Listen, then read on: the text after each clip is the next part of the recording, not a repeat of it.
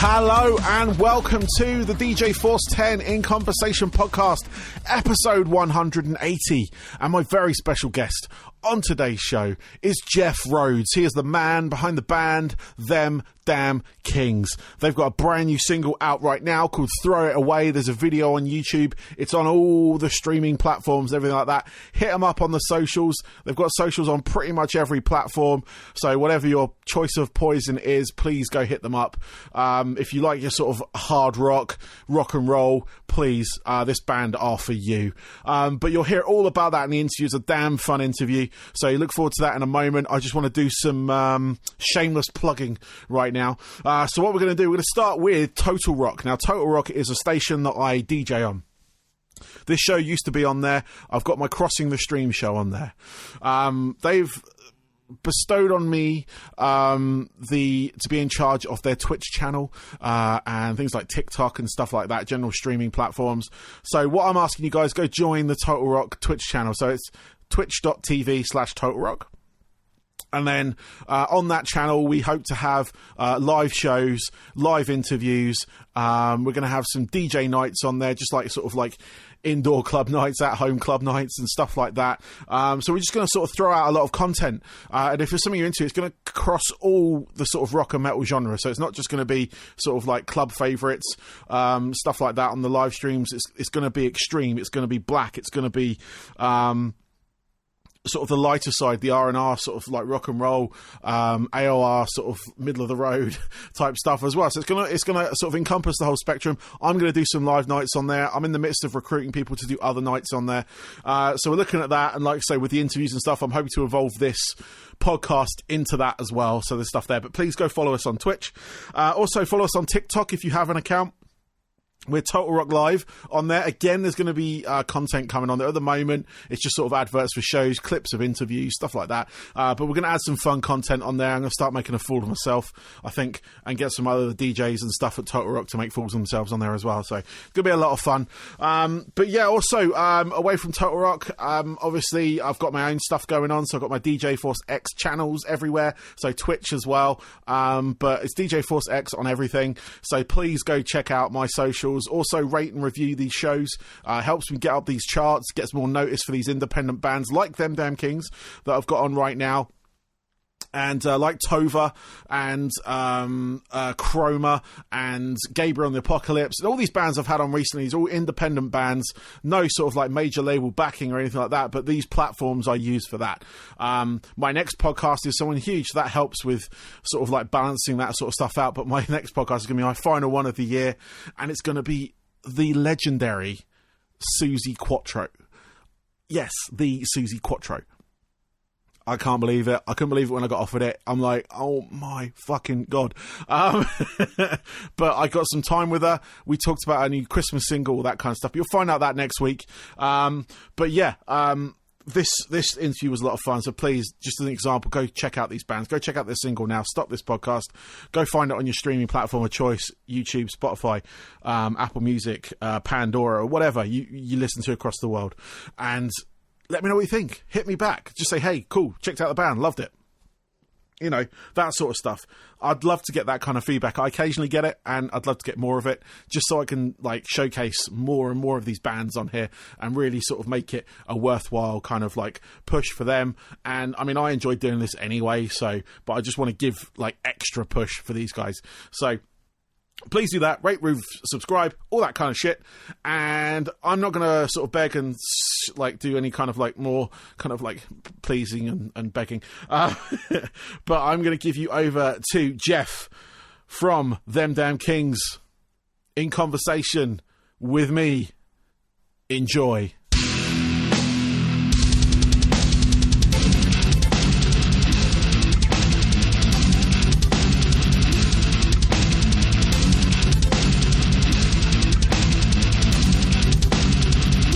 So I'd like to welcome to my show today, I have Jeff Rhodes. He is from the band Them Damn Kings. Welcome, Jeff. Hey, man, how you doing? I'm good. How are you? I'm doing great today. Doing Excellent. Great. Excellent. That's good to hear. That is good to hear. Yeah, that's surprising given the times, you know. Well, there is that. Yes, there is that. Not to sort of, point out the elephant in the room. But yeah, no, there is that, obviously. But yeah. I mean, we're here today to talk about your band, Them Damn Kings, and your current single called Throw It Away. Yes, sir. Which is out now. For anyone that wants to go listen to it, go do that now. And then come back to us. Please listen to it, please. Head over to iTunes there, download it, because nobody's working right now. Yes. We need every little bit of beer money we can get. Yes, stick it in a playlist, on repeat, hit play, and just let it stream. There you go. That's the trick. Don't even have to listen. Exactly, you just let it play. It doesn't matter. Just uses up your bandwidth. It's fine. There you go. So yeah, what I want to do first is because I've only literally just discovered you guys not long ago. Thanks for your wonderful PR people. Awesome, man. Yeah, I'm very, very happy with those guys. Yes, Tom is excellent, man. Yes, Tom is excellent. He is very good. He's I've worked with him for a long while now, and he's always given me quality, so it's always good. Well, he screwed up on this one, then. I'll let him know. It's 2020. He'll understand. It's fine. Yeah, exactly. I mean, you got to take the scrappings here, right? Totally. At this point, no, I'm kidding. But what I want to do is get your kind of like origin story, if you will. So, where the band came from, because I know you had an EP out about 4 years ago. Yeah, it's I kind of put the I started doing all this when I was about 16, man. I left school and I started playing in a couple bands around the New York, New Jersey area, and then somehow one thing led to another, and I ended up started doing audio in the live touring situation. Ran my own company for a while in the Jersey area, and I mean that was great times too. It was I like all of it. I like the fact that I've kind of had experience in a lot of different aspects of this industry, and as much as I love playing and writing music, I'd say definitely an equal second is was being able to run my own company, be out there doing shows for great artists too, man. And growing up too, it was always like I wanted to get how do you get into the business? Yeah. Well, you got to get experience, kid. So it was really cool when I started doing the audio and lighting company, because anybody that wanted a job, anybody that wanted to start doing this, just hey, come and work for me. It's a nonstop party anyway. So it was great. A lot of those guys went off to have really good pretty good careers in this gig. I know a couple of the guys that worked for me ended up being over at Claire Brothers here in the States, and working with some amazing artists. So that was pretty cool. But I was out on tour with Lacuna Coil doing their audio, and we had this band with us called King, and that was KYNG. Those guys they are amazing, and they're great friends of mine too. But I never heard of them. And I know I hate to admit this, but when you're out on tour, there's so much going on from the day to day. You don't really have a lot of time to check out some of the local supports, or even the supporting bands on the tour you're even on. It's like, hey man, I got to go. This is my only shot at dinner, so I got to run.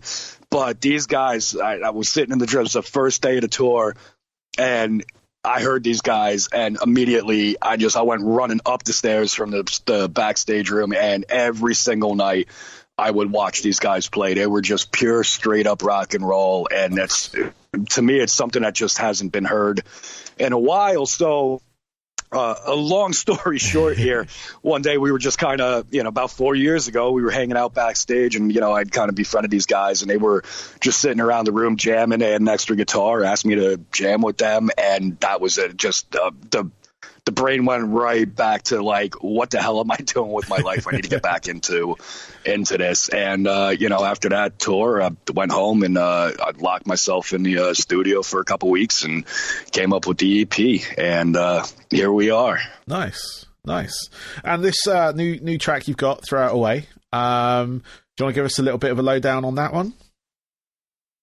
I mean, it's rock and roll, man. It's it wasn't It wasn't my first choice for the single, but now that with the way this year's been going, it all makes kind of more sense now. And with this song, it was the first song written for the album, which is called the album's called Rise Up, and obviously we have put that aside this year, but it will be out April or May of next year. I'll have a date in the next couple weeks for that, but so this was the first. It was the music was written for the song. Like, it was the first one that was done, and that kind of inspired doing the whole record. And I brought that over to my manager, and he was like, "Yeah, man, let's get on this." And then it just died out. I mean, the music was written in about 5 minutes, and then the song just kind of died out. I couldn't think of anything no matter what I did for lyrics, and so Ryan came out here, ex Lacuna Coil drummer, and we sat down, we made the record, we wrote a couple songs together, and it just as it was going out to mastering, my manager hits me up. He's like, "Hey, where was that song Throw It Away that you were working on?" I was like, I can't think anything for it. And sat down in the pub, had a couple drinks, and next thing you know, the lyrics just instantaneously came out. And I've got a pub in the house here, and lucky enough, recording studios. So, in the midst of piling down half a bottle of whiskey, and I just ran right upstairs, hit the record button. So, the actual lyrics and the takes that you hear vocalized on the song it's Jack Daniels and all, mostly one take. And, about 24 hours before everything was going out to the mastering, that's how that song just it ended up on there. And it's also the first one to be released off the album. Nice. No, it's pure rock and roll, that is, right there. How that song comes about. That's like, that is the sort of like thing of legend, There's always lots of booze involved here. I'd be interested to know what it's going to be like one day to make it a record sober, but it didn't work so great for the Beatles, so I'll stick with my way. Yeah, I was going to say, it didn't work so well for the Beatles and a few other bands as well. But yeah. I mean, if you have to get to that point, you have to get it out your system. You know what I mean? So, well, yeah, I'm going for the pickling myself like Keith Richards. Okay, yes, that is a true and tried method that is working for him. So it's working well for him. OZZY did all right with it, so we'll see. I don't think I'm going to be that lucky, but we'll see. Just to take you back a bit, just because you mentioned the sound and light side of things, because there's something I used to do right on. Like when I was a lot younger actually, and Don't remind us. No, it's all right. I got into my first job was a assistant live sound and light technician for I'll say a local venue. It was a venue. It had multiple rooms. It housed theatre events, various musical events, things like that. So I kind of learned a lot of stuff on the fly. But no, that was something I kind of looked to get into at one point. Just sort of I never got round to it. I ended up joining a band. So and being so you went the better route. I guess so. But having that kind of front and sort of backstage experience of obviously setting these things up, taking them down, but also performing.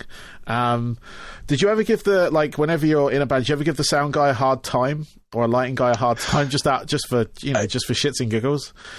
No, I never. I mean, the one beauty part is, being on that aspect of it. I know when, there's a problem with the sound.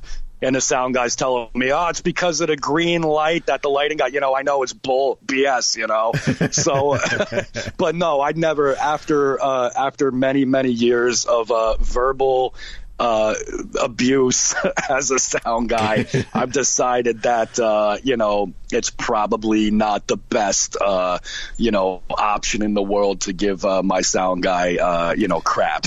No, because they can make you sound worse. So it's I mean, we all have a lot of fun. There was sometimes with some of the smaller venues, you got to end up running monitors from front of house, and I had pissed them off one day. I think I ended up stealing what was left, all the booze, and there was none for to bring the front of house that day. So he was pretty upset. So, he replaced every time I'd hit an E chord, he replaced it with a rubber ducky sound in my ears. So he's just standing out there with this rubber ducky shooting down the talk back mic, So I've learned to, whatever blues the first, the crew, that's for the crew, man. I'm never touching that again.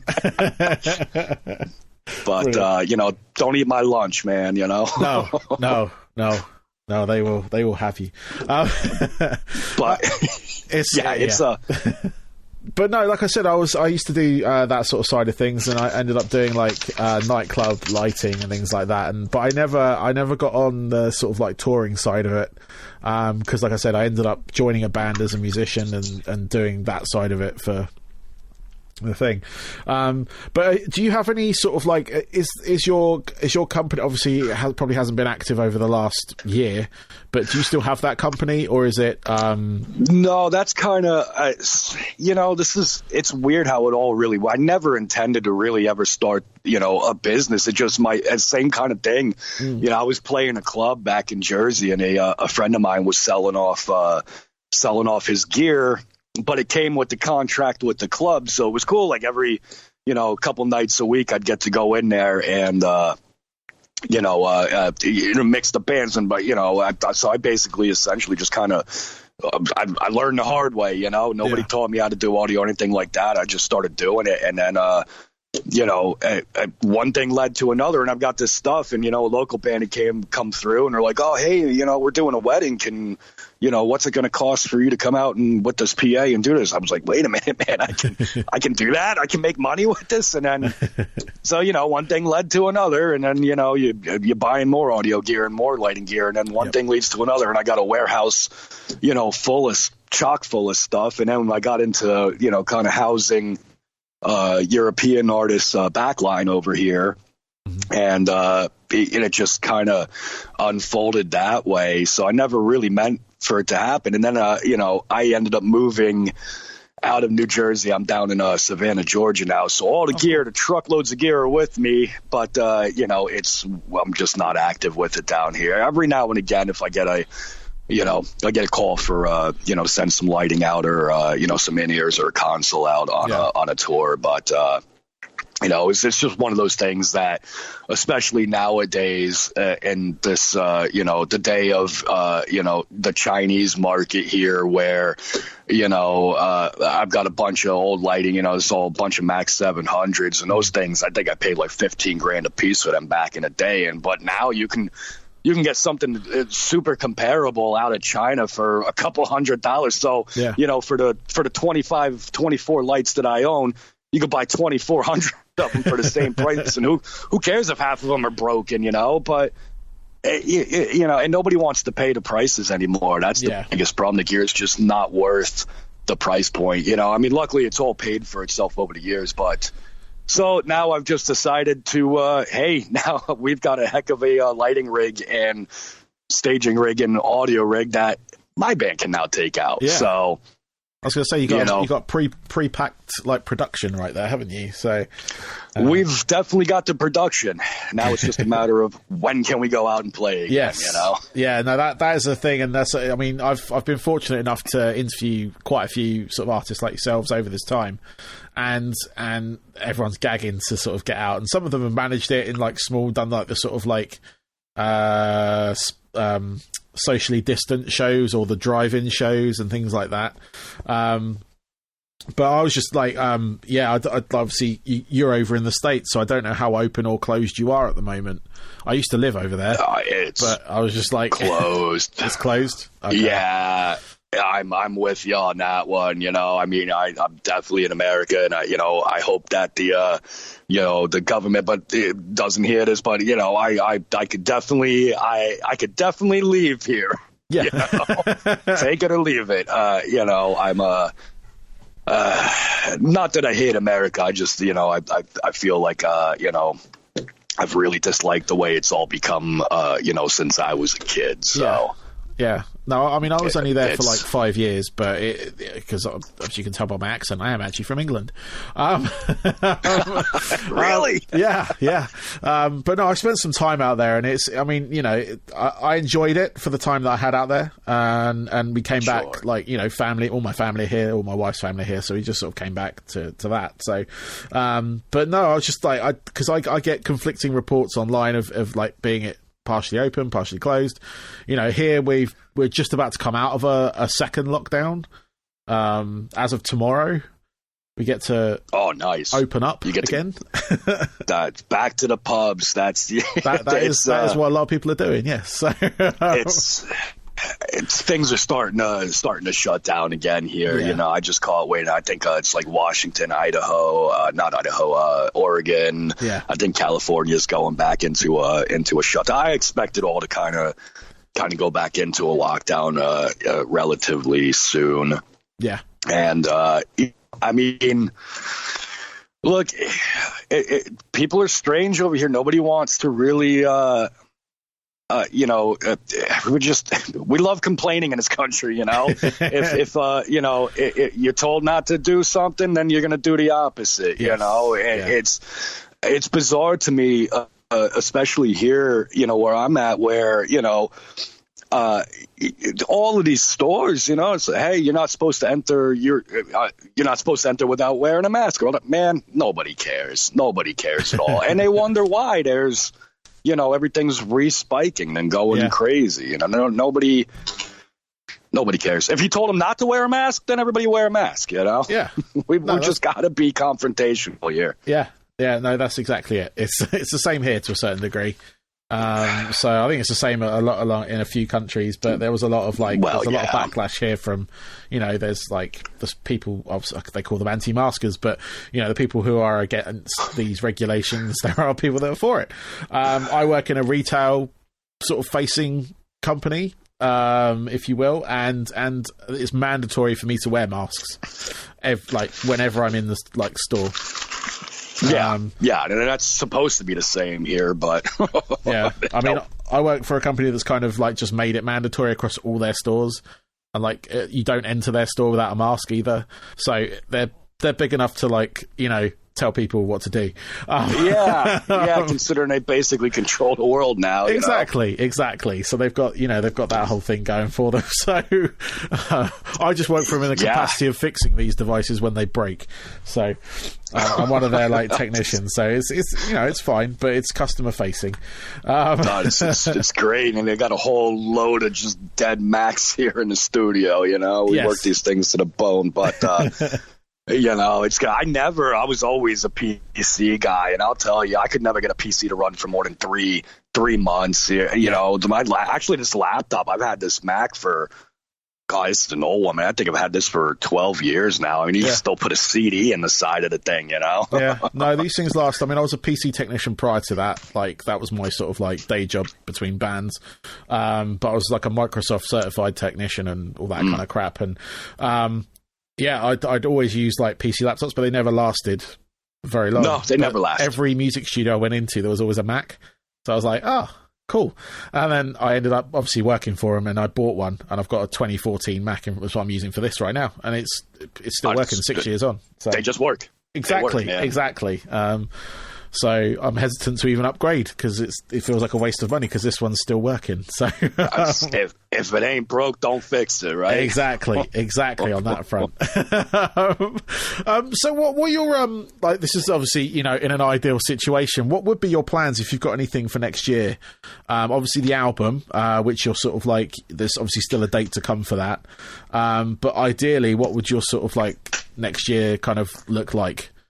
I mean, I'm the type of person that, you know, if I could be out there 365 days a year, I'm going to be out there 365. I mean, I don't think the rest of the guys in the band would agree with that, but that's just, I love being out there. I love playing, I love being in front of the people. I like seeing a reaction. I like to hang out with people. I'm not very much of a social media guy. I'm more of a wow, I can touch you and see you in person kind of, let's drink and party, man, and on to the next town. But, it's difficult.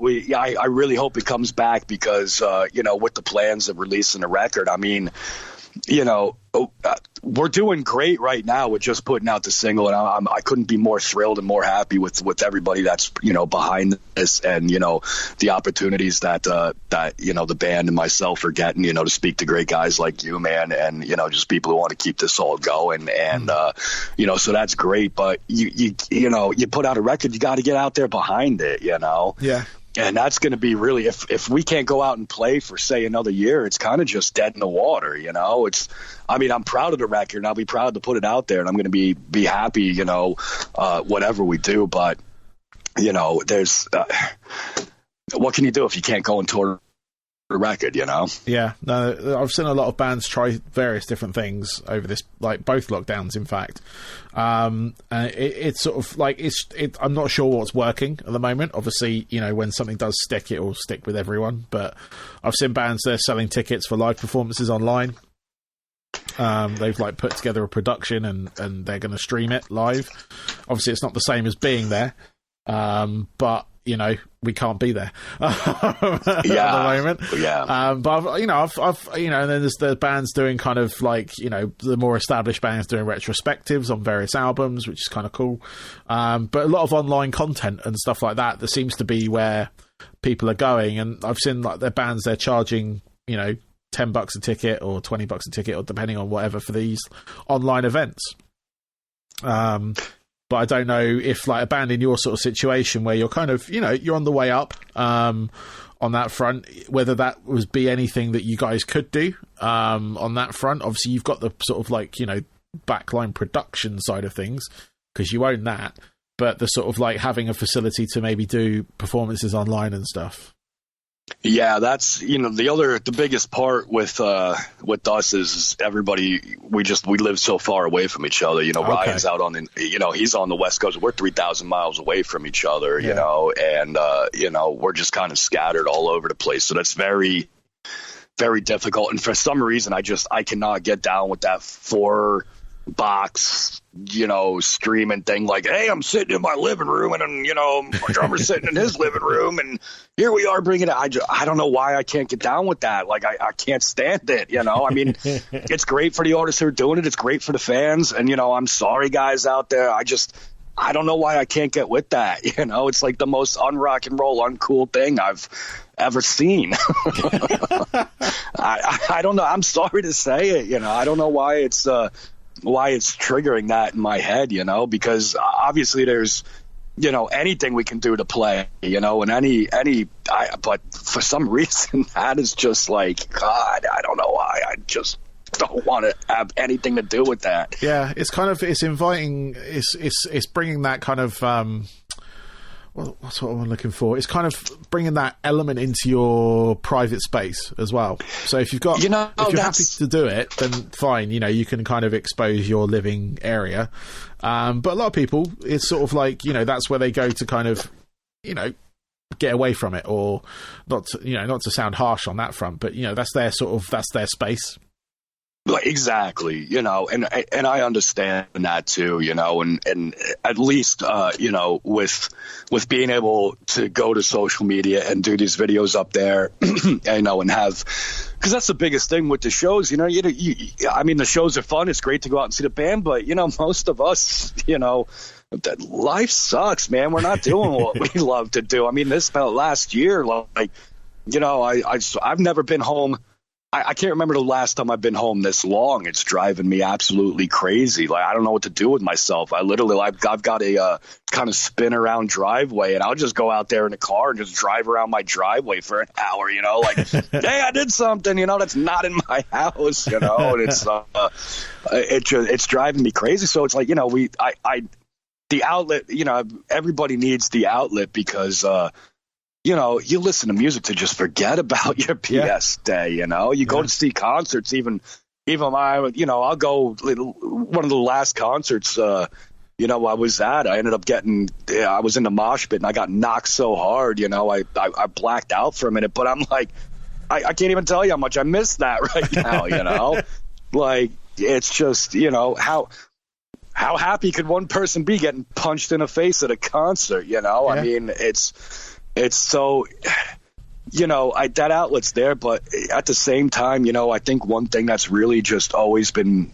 missing from music and rock and roll in the last 10, 15, maybe even 20 years is just there's really no mystery and no danger. I mean, there's not really such thing as a rock star anymore. I mean, you got Zakk Wylde, you got OZZY, you got Slash, and but these are guys, I mean, we're talking the 80s, early 90s era, maybe Disturbed kind of hit it pretty good, but I think even those guys are starting to do a lot of like, hey, this is my little puppy dog in my house. I don't want to know that I can be hanging out with you, man. Like, the thing that got me into playing was that mystery and that illusion of like, that just larger than life, and it just doesn't really exist anymore. And, I don't know how people think these days, and it is really cool that, just everybody has this kind of access to, artist bands,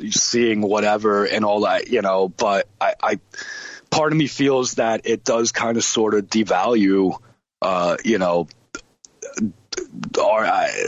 artists, I guess, in a aspect, and that whole like vibe of just like, that drive to be like that, I guess you could say, but again, I don't know the thought process anymore. I don't know how, the generation reacts to, what's going on out there, so I don't know how they make the connection anymore. I can remember every song that I heard for the first time and every video I saw on MTV, and I just go right back to that spot. And I don't know if that happens anymore. Yeah, I've been trying to figure that out for a while, to be fair, and I've got kids of my own, and I'm kind of watching them as much as I can influence their musical tastes, which I do.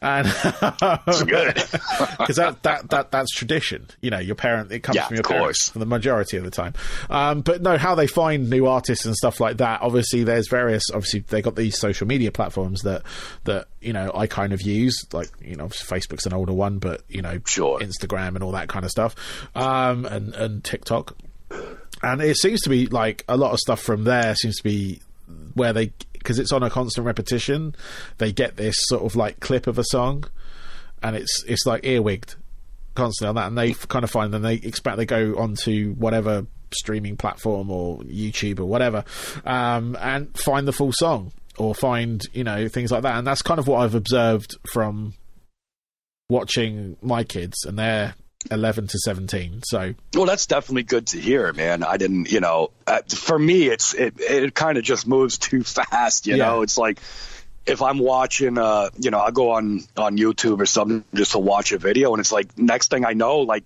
I went from watching music videos to, how did this get in there, to now all of a sudden I'm watching somebody get eaten by a shark. It's like, and now I've forgotten about every single music video that I just watched and that, I was into. I'm like, oh no, what was that band, man? I'll never find it again. It's lost forever. No, there is a weird, like, I don't know how that algorithm works with YouTube and stuff, but there is that moment where you blank on what you've heard. Because it's like, I don't know what it was. I think with MTV, we kind of had that repetition with it, because they'd have like videos on rotation, or you'd specifically wait and listen to or watch Headbangers Ball. Or something like that, and you would watch that because that was your kind of like niche. That would be, rock, metal, whatever, like the harder stuff would be in that show. And then during the day you get like, the sort of like punk of the day, pop punk of the day, or whatever it is, and the sort of like indie rock and whatnot, and some of the hard rock as well, depending on what band, But I think it's that kind of like, because it's like in the background, it's repeating, because I used to leave MTV on all the time.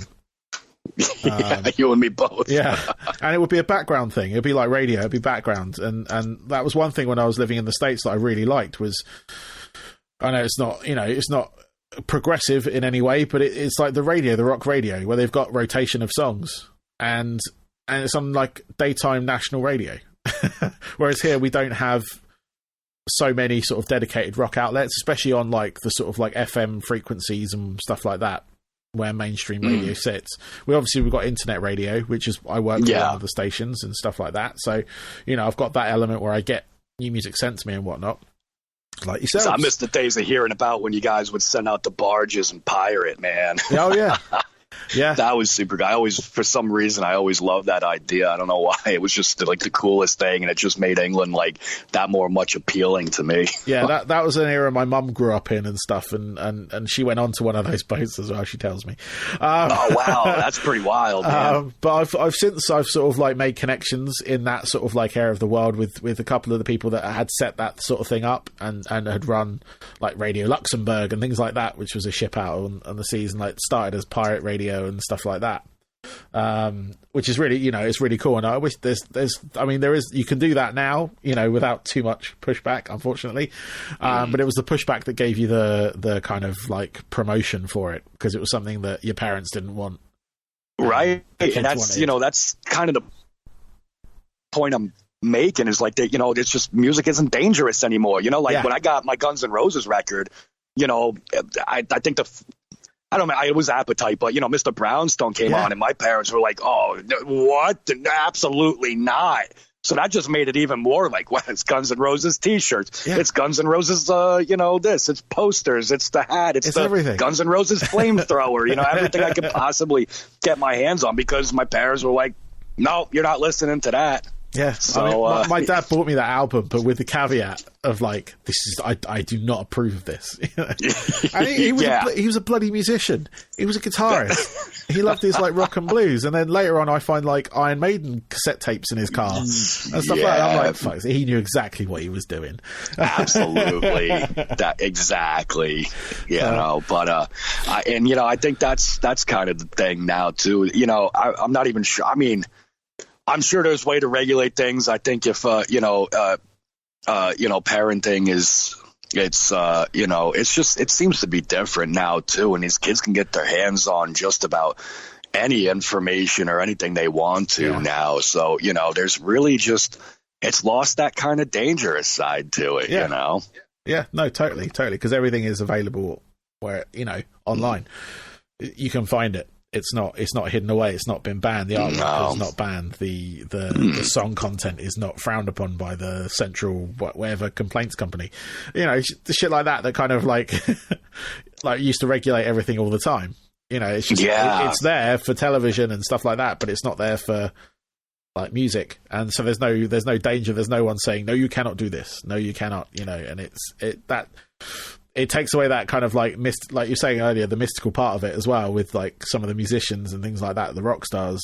You know, it's interesting. I was out on tour with a band called Watain, and I was doing some stuff with those guys. And you know, one thing I really saw that was happening that I haven't seen in forever, and another reason why I really just absolutely love those guys, you know, is it was just they don't really do the social media thing much, and very rarely. But these fans, for some reason, are so, that kind of style of music, I think, is just still super taboo. And you know, we did a show at I don't remember what venue it was in New York, but it was like, I think the first show of the tour, and they sold out of merch before they even went on stage. And I remember the label was coming down, like bringing whatever they had. And I realized at that moment, like, these kids are like, they don't, you know, the band doesn't release a lot of stuff on the internet. They don't have really a lot of merch up there either. And just these kids were so just hungry for anything that had to do with this band. And I was like, that's just really interesting. Yeah. Yeah. It really took me. Yeah, no, that's something I've been thinking about as well, is like sort of, what if musicians, not saying you should do this at all, but this is just something I've been contemplating, is like refuse to release on like streaming platforms, for instance, so they could sell physical copies of their music. Because obviously there are some bands that have negotiated their own deals when it comes to streaming, the sort of bigger bands that can afford to do that. And the algorithms generally point towards them as well. So whenever you've got a rotation on, you kind of get them, and then, you know, occasionally a new band will break through. Yeah. But like to sort of keep, like, obviously you build a fan base the sort of traditional way, go out, play shows, get people to, you know, buy demos, EPs, etc. But like just then refusing to release stuff on a streaming platform, so that then when it comes to releasing a CD, or because obviously, you know, you're funding it off your own back at this point. You know, because no label is going to say, yeah, do that. Yeah, nobody in their right mind. You know, I can't wait for my manager to hear this interview, man. I can hear the dollar signs just falling off his... You know? No, that's what I say. You don't have to do this. It was just something I was contemplating, because I was like, what if a band refused to do that? What would the music-loving people do? You know, because I have a subscription to a streaming service. You know, like I said earlier, I work for a company that has one, so I don't. Right. I mean, I guess you kind of have to support the company a little bit. Yeah, you do. But at the same time, it's sort of like, you know, I get it. It's good for, like, you know, testing ground. It's great for the kids because that's how they consume their music. But I was like, I still buy vinyl. You know. You and me both. You know, and I've got new release vinyl, not just like reissues, not just the sort of like classics, but new stuff that bands have released. So it's not like I'm going out and buying another copy of Appetite, you know, with 180 gram like etched vinyl or whatever for the fifth time. I'm not going to buy that. But, you know, I've gone out, I've got, like, say, the new Deftones record, for instance, or there's a band here called Raging Speedhorn, and Phil Campbell's latest album as well. It's the guy who's the guitarist in Motorhead. He's got his Phil Campbell, the Bastard Sons album out. The Bastard Sons, great band, man. And that's a full on, if you love that rock and roll. Oh, yes. I do. I listen to him quite often. Yeah. His new album's very good. It's called We're the Bastards. And yeah, it's really good. It's great, man. You know, it's funny. I've done a couple runs with Motorhead, you know, not with those guys, but, you know, like we did, I was out with Lacuna when we did Gigantor, and I mean, I definitely got a couple Lemmy stories, but on the whole tour, you know, the 2 or 3 times I've been, you know, out on either festivals with Motorhead or on tour with those guys, I never had met Phil Campbell. And, you know, I met Lemmy, I met Mickey D, and, you know, I never ever had a chance to meet Phil. And we just did, I was out with King on it was one of those crews. I think it was actually the wrestling cruise one, actually. Whatever one that Phil Campbell and the Bastard Sons was on. Yeah, Chris Jericho's Rock and Wrestle cruise. Yeah, it was Chris Jericho. That was it. So I think Phil was out on that one, but it was pretty. I like to have a couple drinks before a show, and especially, I mean, the boat is God bless Chris Jericho. Normally when you do these cruise things, and, you know, next time I see Chris, you know, I'm going to have to either hug him or, you know, have him body slam me, you know, but, I mean, he made, and I appreciate, normally when you do these cruise things as an artist or, you know, crew member, you know, you get basically an allotted budget for booze. Yeah. So, you know, normally it'll give you like $150 booze credit, and that's gone within the first day for me. And then I calm down because I don't want to pay for it, you know. Chris made the mistake of just letting us have at it. I mean, it's cooler. Like, we had our own little area, and, you know, it was open bar the entire cruise. Oh, fucking hell. Yeah, it was really bad. It was great, but it was really bad. So, you know, I do one of the King shows, and you know, the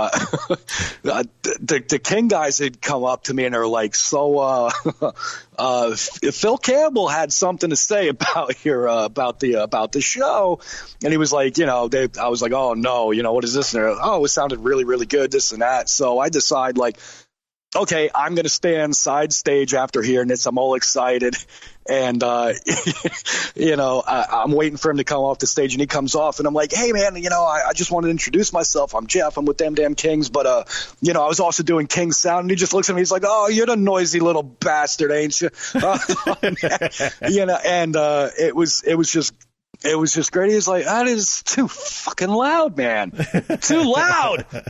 Too loud, man. And I looked at it and I was like, you've got to be kidding me, man. Did you just say that to me? And he's like, I mean, oh, it's a Motorhead. This is too loud, man. I was like, yes, dude. I love it. And then we ended up hanging out and have a couple, and he turned it. It was awesome, man. It was a really good time. But, to have somebody from Motorhead tell me that it was too loud, man, that was a moment in life. That really made me. It's one of those things you can retire on that. That's good. I like. Yeah, absolutely. If nothing else happens in life, that's it right there. That is it. Cool, man. Well, I've got a couple of questions left for you, if that's all right, and I can let you get on with this. What I want to find out is a bit more about yourself, in as much as if you could pinpoint 3 albums that kind of are pivotal for you, as in the ones that kind of shape the musician that you are or the man that you are today, what would those sort of 3 albums be? Well, the first one that really, it was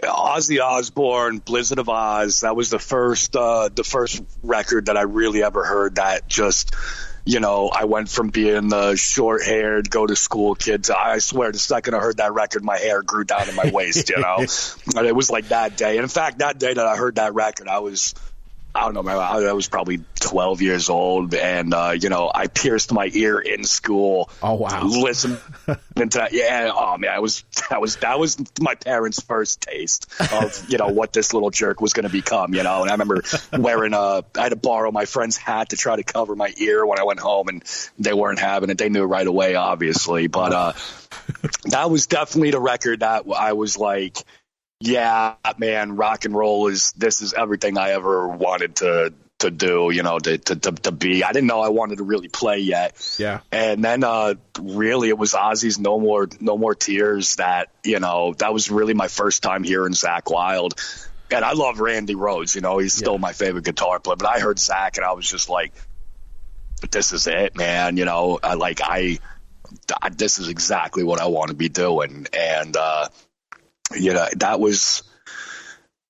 those 2 records were really the ones that kind of just shaped me into really that's where the connection was made. Nice. And believe it or not, what actually got me into playing guitar, I played trumpet in school, and I always wanted to be a musician. I wanted to play saxophone, but we couldn't afford that. My dad had a trumpet, so I ended up playing his trumpet. And I liked learning music. I liked learning how to read, but trumpet doesn't exactly, get you to cheerleaders, And but surprisingly enough, so this was back, I guess, I was like 11 or 12 years old, and this was all just kind of happening around the same time. And Macaulay Culkin was like, he was everybody, it was the Home Alone era, everybody loved.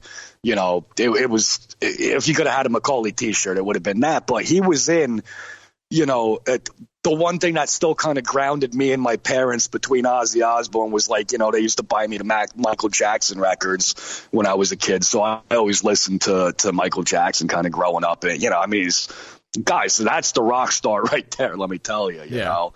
Anybody who bags on Michael, you're bagging on all that is, man, because that guy, he took it, just everything a quintessential rock star could ever be. That guy was it, man. But so he was premiering that black and white video, and so my folks, that was a big thing back then. Like the premiere of a video. I mean, that was like nowadays it's just. One day a band doesn't have a video, the next day it's on YouTube. It's just like that. But this was a big deal. I think the whole world was watching this video premiere on whatever. I think it was on like ABC or NBC or whatever, the big news station was, or all of the stations really. It's just a big deal. But who comes out? But at the beginning of the video, it's Macaulay Culkin, and he's got this big red guitar. And, he ends up hitting this chord just like in Back to the Future and blows his dad out the roof. And that was it. I looked right at I knew that second, right then and there, that I wanted to play guitar. Nice. And that was it. And I think that video came out like just a couple months before Christmas. And I just remember looking at my dad, and it was like literally, I can remember that exact moment when the dad goes like, through the roof of the house. And I looked at my dad. I was like, I want a guitar. And he looks at me and he's like, Absolutely not. And, sure enough, that year, my dad, I guess, used to play guitar. My uncle still had this old little, 1950s Vox stroller guitar. And that's what I got for Christmas that year. And I still have that guitar, man. A lot of the stuff that it doesn't play very well at all anymore, man.